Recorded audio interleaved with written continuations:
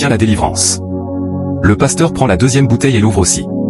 L'esprit du fou lui est retourné, il reprend conscience et commence à s'étonner de son habillement qu'il enlève avec dégoût. Le pasteur constate que quelque chose de mystique se prépare et demande au bouteiller de s'en aller. La sorcière apparaît devant l'homme qui était fou. L'homme constate que c'est sa mère et veut la saluer, mais la sorcière reprend son cerveau et le maudit à nouveau, en disant qu'il restera fou jusqu'à la fin de sa vie. Automatiquement, le fou reprend ses habitudes. Le pasteur vient devant eux. La dame prend peur. Le pasteur leur demande quelle est la raison pour laquelle elles ont pris la décision de ruiner la vie de ce pauvre homme. La sorcière rit et demande au pasteur s'il a le culot de se présenter devant elle pour une affaire qui ne le concerne pas. Elle lui demande de s'en aller s'il ne veut pas de problème. Le pasteur demande à la jeune fille qui est le garçon pour elle.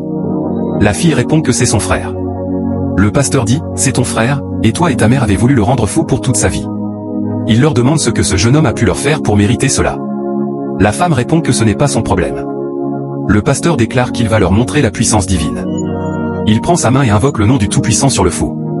Celui-ci tremble et son cerveau lui est retourné. Le pasteur se tourne vers la dame et lui demande de se confesser, sinon il lui montrera de quoi Dieu est capable.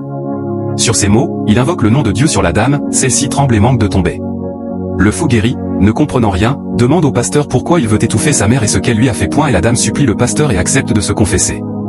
Le fou guéri, ne comprenant toujours rien, reste calme pour écouter sa mère. La dame explique à son enfant quelle est la raison pour laquelle il est fou depuis longtemps. Le garçon, choqué, reste sans voix.